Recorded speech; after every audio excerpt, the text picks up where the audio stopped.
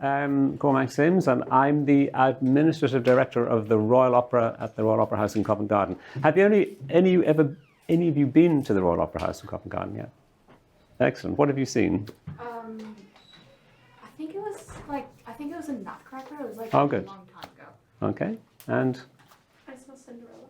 excellent. So both ballets. I work on more on the opera side of things, but obviously we do opera and ballet. So I think it's the talk is really about arts and theatre, but because I work at the Royal Opera House, I'm focusing more on theatre and more opera specifically because that's what I know about. But the skills are transferable, you know. Lots of things that happen in careers in the arts happen across the spectrum. And you know, an opera house is a theatre, so if you're more interested in straight theatre, drama theatre, lots of things that we do are relevant to that area as well. So for this afternoon, we're just going to go through a little bit of background and history of what the Royal Opera House is, because it's very much about who we are and what we do. And I'm glad that some of you have been. Have any of you actually seen an opera or a ballet anywhere else? Or is it, yeah, so quite a lot. Great, thank you. So a bit of that. Then I'm going to just talk about a little bit of what we actually do at the Royal Opera House, go through the various areas. Then a little bit about my career journey, and then ways that you can get involved if it's the kind of thing that you would like to do. So first of all, the building that's there now in Covent Garden is the third building on the site. The first one was built in 1732, which was very early. You know, theatres were only kind of invented about 100 years before that, so it's quite early on. Now, in those days, all of the lighting and was done by gas and candles. There was a lot of paper, there was a lot of wood. So after a while, it burnt down, sadly. As you can see there, Theatre in Flames. And the next one was built in 1809. And that became, you know, quite an important place in London, because opera houses are generally seen as a central part of the world's great cities all over the world. Paris, Vienna, Berlin, everywhere has an opera house in the centre of town. And Covent Garden is no exception. So another theatre built in 1809. Sadly, that one burnt down as well. And this new building was opened in 1858, which is the building that we're in now. It's the current building. But that was all, you know, a very long time ago. It was originally built as what we call a receiving theatre, which means the theatre is there with the facilities, but all of the product that you see, the drama, the opera, the ballet, all comes from somewhere else, is rehearsed somewhere else, and comes into the building. But now we are a producing theatre, so the Royal Opera House is the home to the Royal Opera and the Royal Ballet, where everything starts from scratch and is performed there. So that really began in 1946, after the war, when the companies were established in this building. And they managed for quite a long time in the building as it existed. But, you know, producing theatres are places of creating new work and reimagining great masterpieces of the past. But it's also important to invest in the infrastructure of the building. And by the 70s, it was clear that the building really was past its sell-by date. It really was starting to fall apart. So in the very late 90s, a major rebuilding program. It's probably before all of you were born, but it seems like yesterday to me.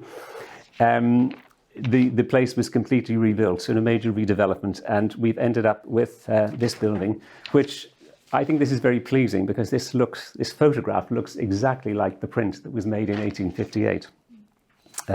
But it's a completely transformed building, a building fit for the 21st century. Even if opera and ballet died tomorrow, it's a state-of-the-art theatre that can receive any lyric product. There's also a new second theatre inside, and the whole building is a little bit more integrated into its surroundings. You know, originally Covent Garden was the fruit and vegetable market for London. And the Opera House was deliberately built with its back to the market, which is a problem for us today because it sort of faces the wrong way. And where you really want to have a presence where everybody is, it's a little bit awkward. But that's just a little bit of history. So today, we have, where are we? The main, sorry, I'm going too fast. The main stage, the main auditorium, which is the old 1858 auditorium, beautifully refurbished. It's one of the finest theatres in London. If you've never been, you should come. And we have a second, more intimate theatre. The first one holds about 2,200 people, the little one about 400, where we can do more new and experimental work. You know, if you're investing in a new opera on the main stage, that's a huge investment. But actually you can take more risks on the smaller space. So there are those, hang on, what's going? Sorry, one of the slides is missing, that's fine.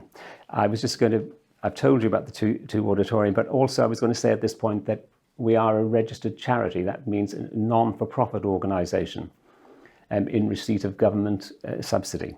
So just as a background, we generate about 60% of our income ourselves. 21% comes from fundraising and donations, and about 19% from the government.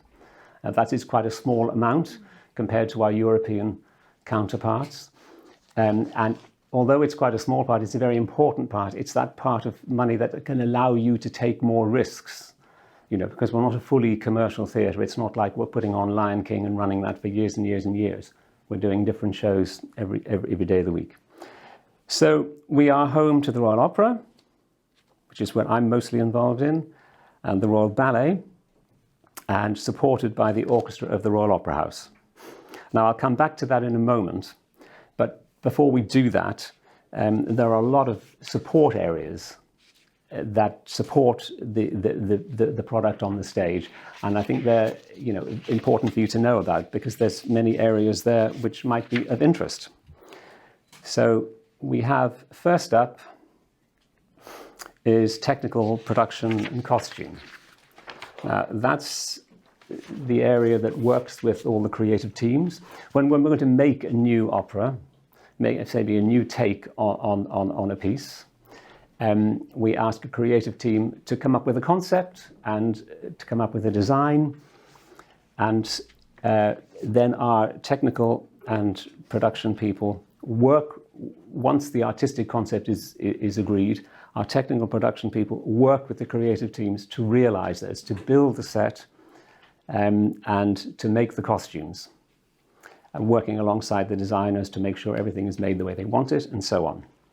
And then they also deal with the logistics of getting things on and off the stage, storage. You know, we have mostly in theatre, I think productions are made and they're done for a while and then they move on, they go away, they're thrown away. Because opera and ballet are performed not so frequently, we tend to keep pieces in the repertoire for quite a long time.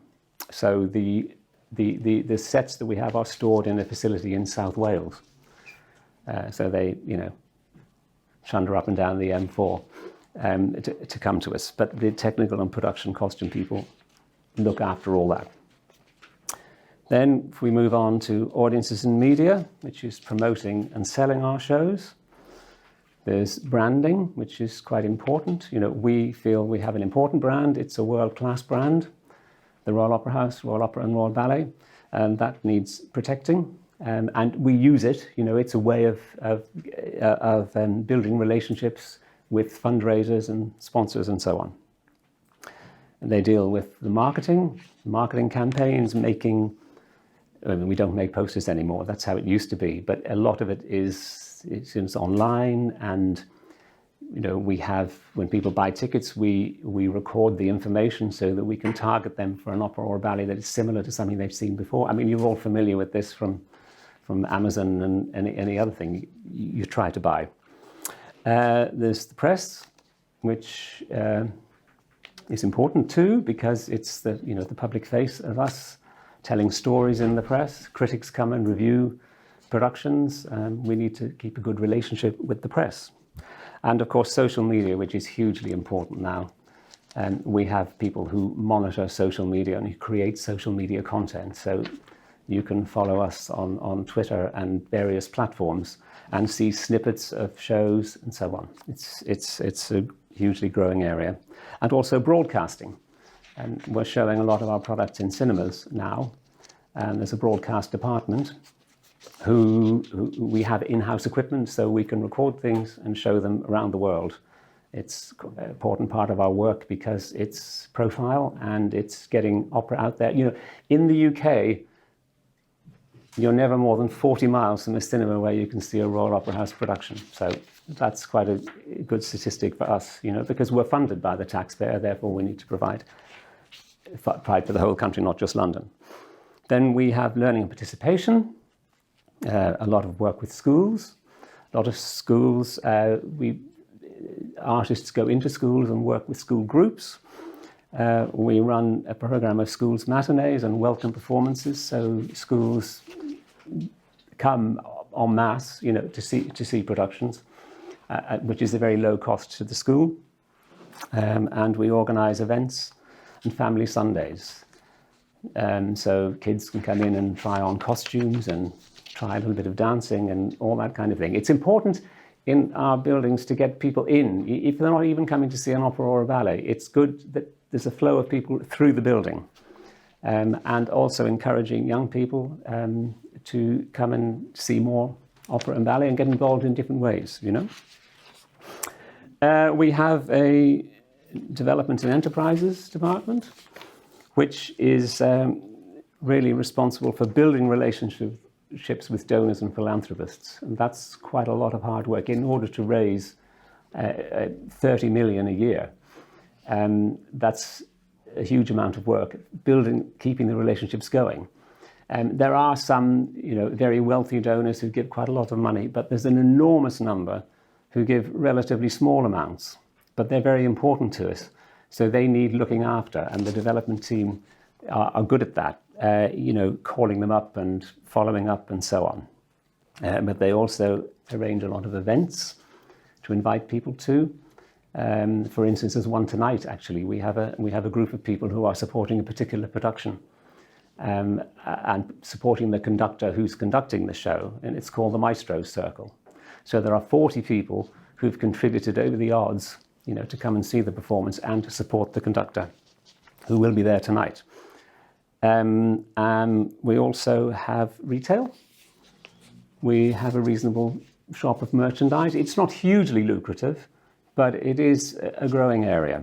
And we have a group of Friends of Covent Garden. I think there's now 40,000 people who are members, who get priority booking and access to rehearsals and so on. Then there's information technology, which will be familiar to probably lots of you, provide business critical support. You know, we couldn't run the stage if the computers don't work. We can't run the box office. We can't run the catering facility. We can't do our day-to-day jobs without IT. I mean, the stage is particularly critical because so much is computerized now. If there is a failure, it's fairly catastrophic. In the old days, you know, if a rope failed on the flies, you could kind of find a way to manage it, but it's much harder now. There's also infrastructure support, which is the long-term support. You know, for instance, we're putting cameras into rehearsal rooms now so that if people miss a rehearsal, they can see what happened, or if they're ill with COVID for 5 days, they can watch from home, so they're still in the rehearsal process. And all the time embracing new technologies, you know, new ways, new scheduling tools, because obviously scheduling is very important to us. Ticketing software changes all the time. And importantly, we can now, in a visualization suite, create what the stage picture will be to help lighting designers to work out how it's going to be lit, and that will save time when we actually get into the theatre. Human resources, who recruit all staff. Union negotiations is quite a big part of our work. We are represented by the Musicians' Union for the orchestra, Equity for all actors and singers, and by BECTU, which is the technical union. And we pride ourselves in keeping a good relationship with those unions to keep a good balance. I mean, that's an area that you might get involved with. Whatever you do in your working life, you may come across this kind of area, and keeping a good balance with the union is an important thing to do. And we're also pride ourselves in being a good employer and watching over the well-being of staff and the life-work balance issue, which is quite difficult in theatre because it's working 24/7. There are rehearsals in the morning, in the afternoon, and there are shows in the evening. So although protection is built in for players and performers, for support staff, it's sort of harder because if you're in charge of the singers and someone goes sick and you've got to find a new one, you might have been planning to have an afternoon off, but then you can't because you've got to spend the afternoon finding an understudy. Finance, legal and business affairs, financial management. We have a team of accountants who work with us. So, if you like the arts and you become an accountant, it's an area you can work in. We have a general counsel. We have a legal team in-house. We're involved in a lot of contracting and a lot of legal work is required, more so as time goes on. And there's also specific rules that apply to government-funded institutions. So that's important legal and financial regulations that we need to adhere to. They all need to be seen to. Operations, the building has to be maintained. It's got to stay heat and lit. We've got to heat it and light it, and all that's got to work. We've got to make sure everything's safe and everything keeps upgraded, and the security of the building, hugely important today, because as a national institution with a profile, there is always concern that somebody might want to make a statement by causing some problem there. So security is huge. I mean, 20 years ago, people just, staff even would come and go, but it's now very strictly controlled and looked after. And I think coming near the end of the sort of support, there is the visitor experience. The front of house, hugely important to us. We're asking a lot of people to pay a lot of money to come and see operas and ballets, and they need to be well looked after. So there's a whole team of people who do that. And we run tours, front of house tours, backstage tours, and we like to think we're the gold standard in the visitor experience. We have specific tours. There's a royal tour. There was a box where Edward VII used to take his mistresses. That still exists, and that's a little bit of interesting royal history for us. And of course, the box office, big operation when you want to sell so many tickets every year. So that's a sort of quick romp through all the peripheral things. But just looking then at the core companies, the opera and the ballet, we do about 350 performances a year between both the theatre spaces. And that's kind of roughly half and half between opera and ballet. So then to move on to what we actually do in the opera company. I was hoping to bring these in one by one, but that doesn't matter.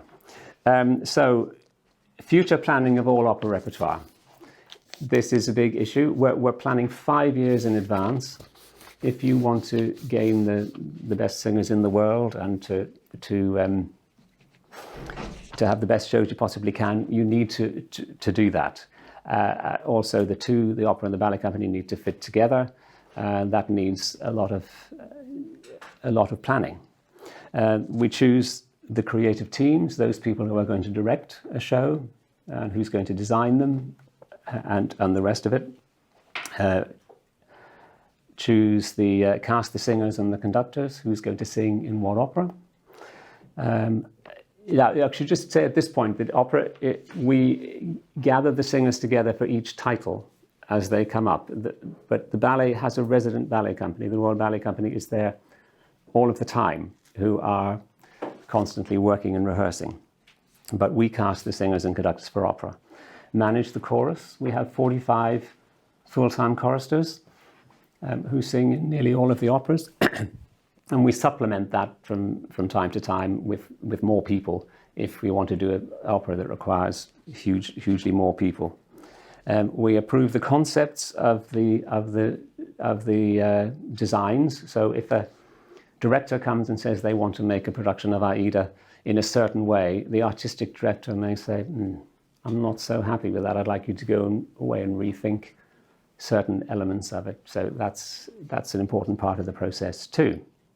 And the contracting of artists and creative teams is a lot of work. You know, we think we turn out about 400 contracts, performing contracts every year just for the principal singers, and then a lot more for other areas. We do the detailed scheduling. You know, everybody needs to know where they need to be.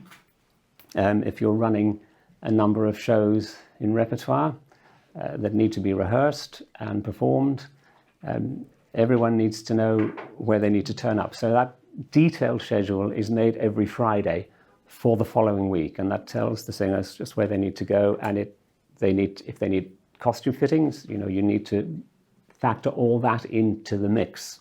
It's not just about learning the music and learning the staging, but you've got to be dressed and properly. We have the music library, which manages all of the music for the orchestra and the chorus and the singers. We have a young artist program. Actually, we're not supposed to call it young anymore. We call it emerging artists, who are singers at the beginning of their careers, who join us for 2 years, and they sing small roles on the main stage. They work with music staff. They work with language coaches on the language, because we sing everything in the original language. Okay. And they get totally immersed in the art form, so that they're really ready to go out there and be stars. And some of the people that we've had over the last 20 years have gone on to make very big careers. So it's quite an important program. It's not a thing, you know, in the past somebody went to music college, they had a music degree, there was nothing else then. They had to learn on the job. So this is a way of helping people between those stages, you know. And then there's the day-to-day management, you know, using a lot of singers and a lot of different titles. Yeah, please. It's getting a bit steamy, isn't it? The day-to-day management takes quite a lot of work, and that's where the detailed schedule is very important, so that people know what they're doing. So there'll be questions at the end, but any questions so far, if anything's not clear, or if anything that you'd like to know at this point before we move on? Yeah? So I'm someone who's looking to go into the arts, more specifically on stage acting as a career. Yeah. I know the opera company does the emerging artist program for like singers, but do they have any like acting opportunities? Not at the Royal Opera House, but I don't know what other opportunities there are in the outside world, but that's something to look into. Mm-hmm.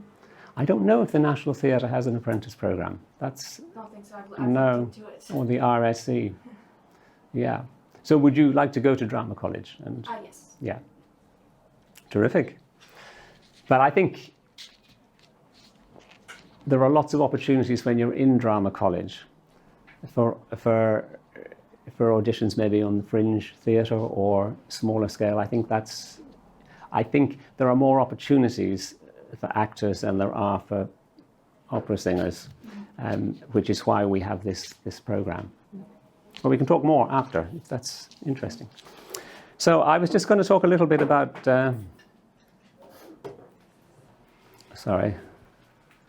my career journey.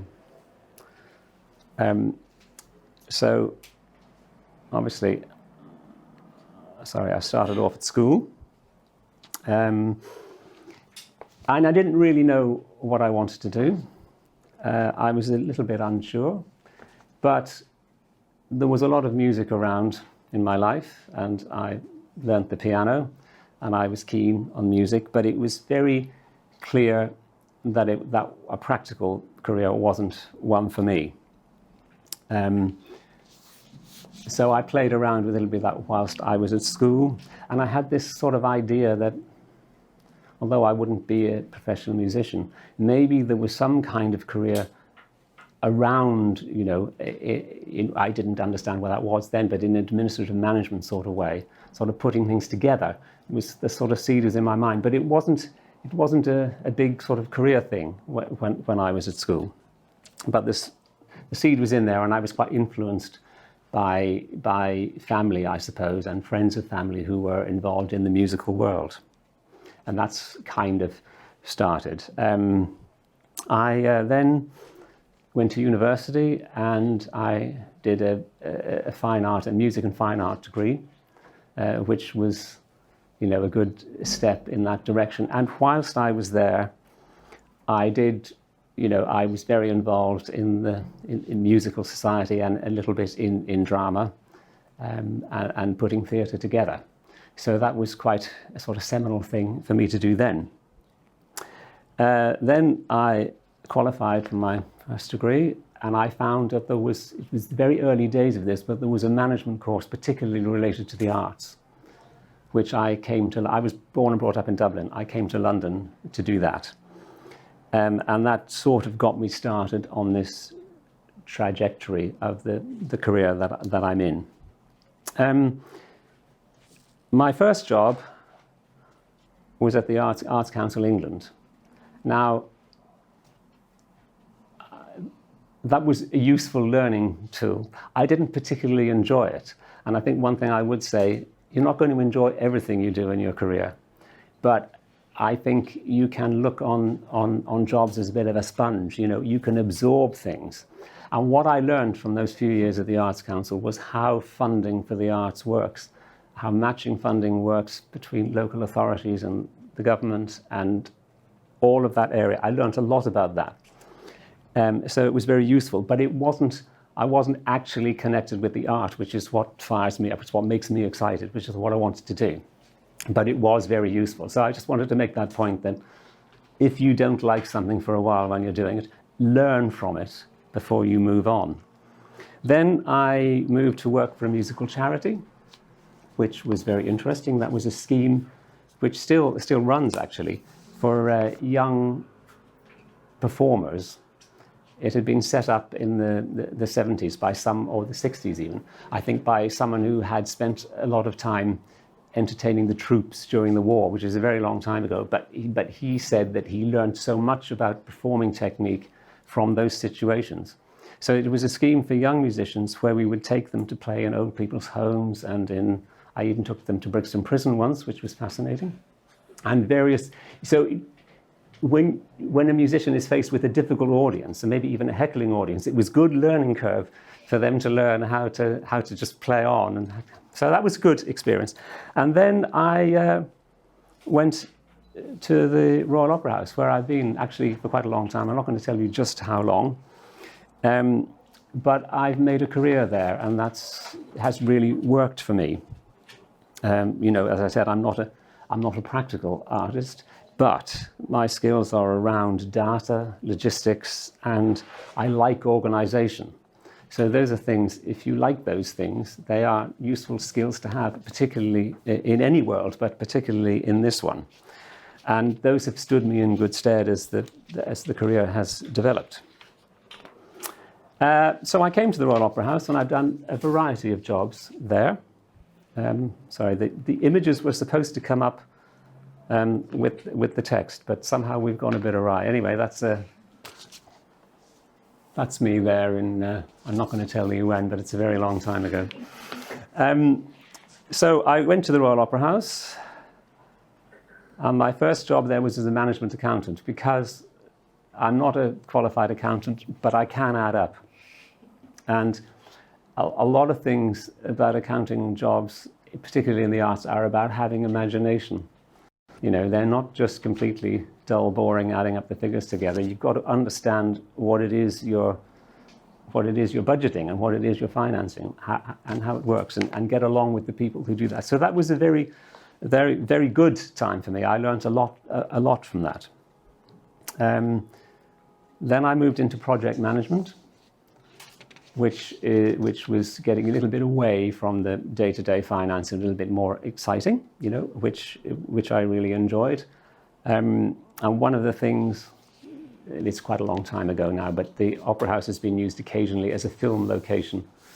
And there was a film made, a Bruce Willis film made in the very late 90s called The Fifth Element, which is set on a spaceship. But the inside of the Opera House was supposed to be the grand old Opera House in the middle of the spaceship. And it's quite a big scene in the film. So that was one of the projects that I was very involved in. And that was quite exciting. Then I moved into company management, which is the day-to-day management of the company. So making sure that schedule I talked about earlier is actually made and that it works, and you're not calling the same singer to be in 2 rooms at the same time, and that you're finding enough time for them to get their costume fittings and so on. Then I moved to being a general manager. That was a significant promotion, and quite soon after that into administrative director. So what do I do here? Well, it's about producing the opera titles. Producing means putting everything together, which our friend here will understand, I think, with the theatre interest. And that's about contracting the people you want to be in the title. It's about making sure that we can afford to do it, that the finance works and the figures add up, and the day-to-day managing of the process. This is what takes quite a lot of the things that I do, are constant liaison with a creative team, and with the stage, with the technical and production people, with marketing, about selling the product. I mean, basically, I get involved with all of those areas we spoke about earlier. Another big part of my job is staff management, which includes the union negotiations with Equity, which is the British Actors Equity Association, which deals with singers, particularly our chorus. And that, you know, there are issues that come up not on a daily basis, but quite frequently, you know, about it. Maybe it's infringements in the deal, or, you know, if you want to slightly vary what's in the contract, you've got to negotiate all of these things. And then I'm very involved with our international relations. A lot of productions that we make, we share with opera houses around the world. And a co-production means that if we build a production, we make the set and we make the costumes, that those physical elements are shared by another theatre. So a show might be, you might see it at Covent Garden, and then that all might go to the Metropolitan Opera in New York, where they put their own singers, orchestra and chorus into it. But it's quite a way forward in the international opera world, because making these productions is expensive and they don't get seen so much. So to share them globally is a good thing, although there's a huge frustration around, particularly around Brexit at the moment. It's made it much harder for us to work in Europe, because before you could bring a set from Paris and keep it in England as long as you liked. Now there's a limit on how long it can be unless you pay a huge import tax on it and so on. So Brexit has not been good for any of us, I think, but particularly not for our organisation. Can we just go back one step? You know where you said produce opera titles? Yeah. So the contracting, the finance, the management process. Is it, the way you had explained it, I just want some clarification. Is it that you find a star first before the production is announced to bring in funding for that? Or do you go the opposite way, where you say, this is a title we're going to produce, and then whoever's interested in... It's a big dialogue. Right, okay. Because there's titles that we want to do, and there's big stars we're particularly interested in. And we might talk to that star about what title, what titles are on their horizon. or we might have a production already in the store that we've made before that singer particularly wants to go into. So it's a kind of multi-layered process, you know. So no, we don't pick a star and say we're going to make this for you particularly. I see. No, I think we say we are interested in these titles. Which of these titles might you want to be in? That's a little bit more how it works, but it's a very, I mean, if a major sponsor came and says, I'm going to give you £2 million to do AIDA if you have X, Y, Z in it, then we probably would say, okay, let's talk about it. But it's a kind of organic process, I suppose. Yeah. So I was going to say what excites me about the job. The curtain goes up every day. That's incredibly exciting. And every day is a little bit different. And I think, you know, I've never, in all of the years I've been there, never lost that thrill of the show going up in the evening. And I think, you know, every day is a bit similar, but it's a little bit different. And a good show makes it all worthwhile. It really does. What are the perks around it? Well, I get to see all the performances I want to see. I can go anywhere in the world, an opera house in the world, and they'll give me a ticket. You know, that's just one of the relationships that I have with them. And that's a bit of a perk, you know. It's nice. And the national and international collections are good. You know, I've got connections all around the UK and all around the world, now in Europe and America, and even Australia, and actually China. So I find that quite exciting. I've done also, because the Chinese are quite interested in Western opera currently. So I've done some teaching there about how opera is produced and how we do it. And because the Chinese are immensely quick at everything, you know, they just go, let's do it. But, you know, sometimes the infrastructure isn't so, you know, they don't sort of think through all the things you need to do in order to get the show on the stage. So that's been that's been very interesting for me, you know. The good challenges in the job are solving difficult problems. You know, it's very, very satisfying if you are in a negotiation, say, with a director who is demanding far more money than you can afford, and you finding a way that you can negotiate that and get a good resolution. That's very satisfying.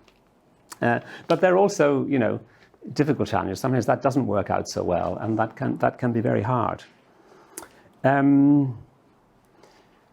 You know, but I think I like mostly that my job involves dealing with a huge, wide variety of people across all the platforms at the Royal Opera House, and that's very exciting. Now, I would say that there is no clear career path into this world. You know, it's not like you are going to be a civil servant and work your way up from the bottom to the top, or you're going to be an accountant, you're going to be a junior, and then you're going to run KPMG or whatever. It's not like that. It's a little bit more ducking and diving around and finding what works for you. But there is a little slide here about routes in. Well, college, university is obvious. Doing a relevant degree, if you like. I mean, a lot of my team have music degrees, but not all. And there are people who work in production who have engineering degrees, because building a set is like building a building. It really is. And we've got, you know, experts in costume making who have degrees in design. So there's a whole gamut there. There's drama schools and specialist colleges for various areas. But there's also, I think, work experience in building a CV is also a good way in. I mean, certainly I did that when I was at university, getting involved with the societies, the art societies, and also volunteering at some festivals around the country, you know, where I could do 3 weeks in the VAC. And that all added to what I could do. So, you know, any tools you can build that way is a good thing to do. So, like I said, there's specialist degree courses, which would be probably in our case, I mean, engineering for technical, design or music. But any other degree, actually, you know, I mean, my assistant at the moment has a history degree, but he likes the theatre very much, and that was a good way in for him. But you could have a law degree. There are openings if you're a lawyer in our world, or an accounting qualification. There are openings there too. So any other degree, I think, is a good thing to have. Also being aware of the evolving arts market. Things are changing. There's more work on the fringes. There's more smaller scale work that you could get involved in, even as students, I think, and that's a good thing. Like I said, also voluntary work, festivals, fringe theatre, all good ways of finding out. Whatever, if you're interested in technical theatre, or in performing or producing, there are things out there, I think, on the fringes, as I said. So where are we going next? There is, like I said, there's no obvious career path. I think that is an important thing. And salary expectations, I think that very much depends. It's not like you're going into the civil service and you're going to start on X and end up with Y. You've got a starter job in our world, a very low starter job would be quite a low salary, to be sort of 25 to 30, but up to the chief exec, which is hugely higher than that. So it's a wide range, but there is no structure. And it's not a business you're going to go into if you want to run, if you want to be a millionaire. It's not an area for you. But the job satisfaction is enormous, I would say. So it very much depends. So who is a good fit? Well, let's go through this. Communication skills, vitally important. You have to be able to communicate, get people on your side, listen, and be open. Collaboration skills, you need to be able to collaborate. You need to be able to, weigh up pros and cons, duck and dive a little bit. You need to be organized. I think that's an important part of this. You need effective skills. You need to be empathetic with people. You need to be able to have those kind of feelings. IT literary skills are important in this day and age for any job you're going to do. So I think that's not universal to this. And reflection skills are important. Able to reflect back, see what went well, what didn't go so well, what would be better going forward. They're things you want to do in any job, but I think they're particularly relevant in our world. And particularly in the challenges we're facing. In our world particularly, one of the challenges, the funding, because the government, which 30 years ago was 60% of our income, is now, what did I say, just under 20. So that's a challenge. But the other challenge is equality, diversity, and inclusion. We live in the most multicultural city in the world, probably. And when you go to the Royal Opera House, what do you see? It's changing. It's changing. But you see a lot of white people, and that's got to change, and it is changing. It is changing. We've just done a production of Aida when half of the cast was diverse, and that was fantastic, really fantastic. And the other thing is that historically, directors and designers were very male-based, and we have an historic rep that's very male, and so there's a huge shift for us to increase. There are wonderful female directors, really fantastic. We've just done a Wozzeck, which is a very difficult opera that Deborah Warner directed, who is an astonishing director.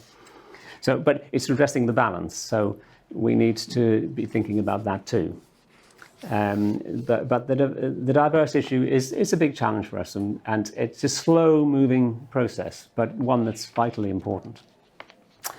So, what are key learner traits? Well, I think a thirst for knowledge. You have to, even if you don't know very much about the world, if you're interested in it, you have to want to know more. You have to be,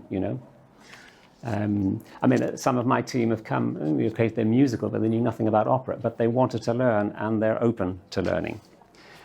I said already, I think good communication skills, very important, and an open-minded attitude, and a caring personality. That is important, I think. When you're dealing with artists, that is important, because they, It's hard. You're going out there, you're to expose yourself to sing on stage in front of 2,500 people.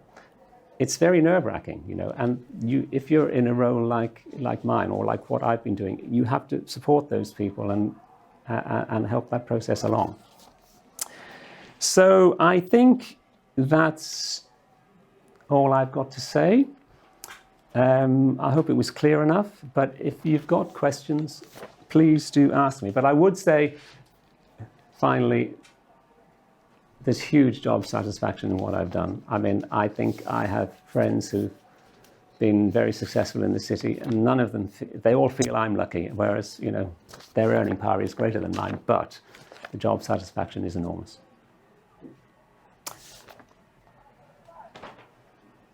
The floor is yours. Do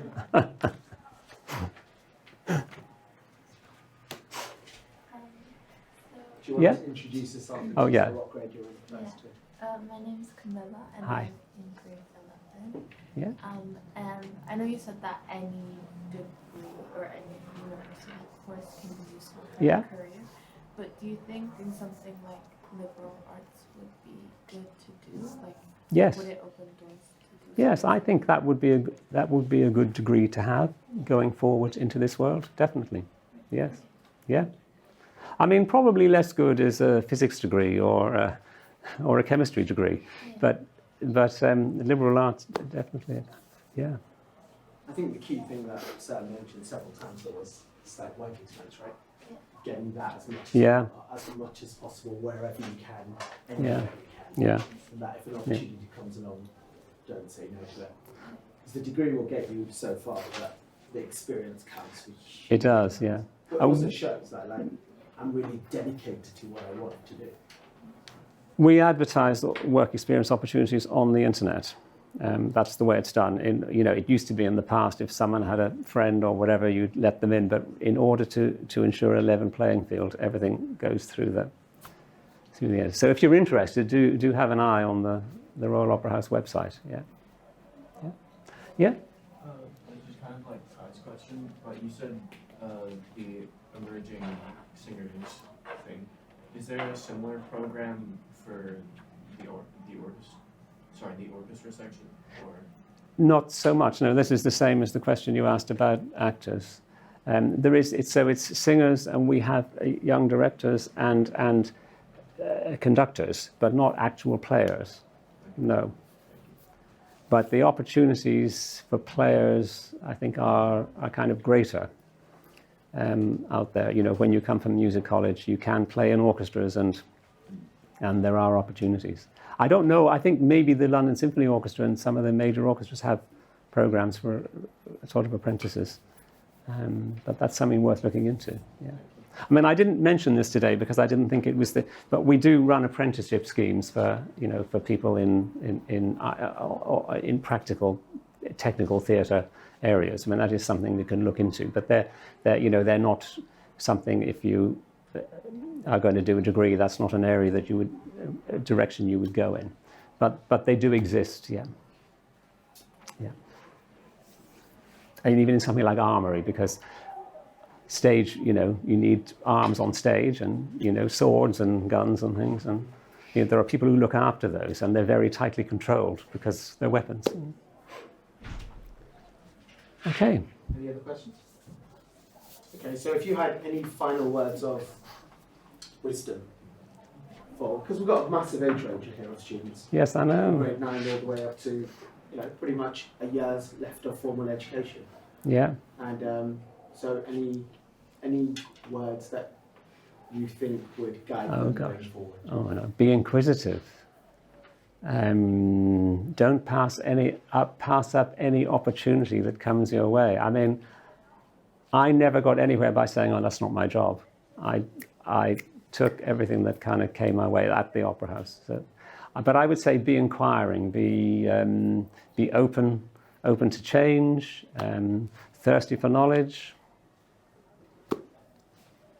and be a bit ambitious. You don't have to be major ambition, but a little. Okay. Thank you. Thanks.